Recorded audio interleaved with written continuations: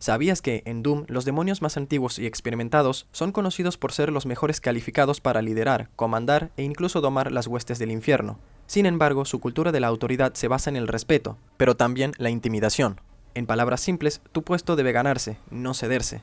A la vez, el rango de los señores demonios no solo está determinado por su nivel de poder y jerarquía, sino por el tamaño de sus cuernos. Azrak es apenas un príncipe demonio, está en proceso de prueba para determinar si es digno de gobernar en el infierno. De hecho, la única razón por la que los demonios le obedecen no es porque le teman de verdad, sino por un antiguo pacto de sangre.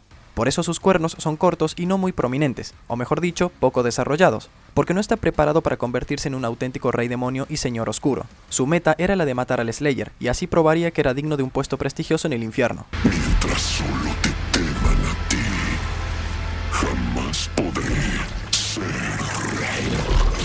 Pero como dije, aún era un demonio inmaduro, algo que se reflejaba en la nula presencia de sus cuernos. Esto cambió cuando obtuvo el poder de la aparición, donde su cuerpo apenas sufrió cambios, pero sus cuernos, por otro lado, experimentaron una transformación mucho más exagerada y notoria, lo que a la vez le dio la capacidad de comandar y controlar legiones masivas del infierno sin restricciones. Y ni se diga cuando evolucionó a su segunda fase. Aquí su anatomía se vio drásticamente afectada, exhibiendo unas imponentes alas y sus cuernos se agrandaron excesivamente.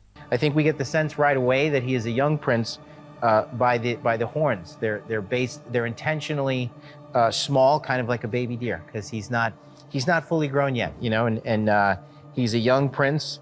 You know, this story is very much about his ascension in the ranks, in the demonic ranks.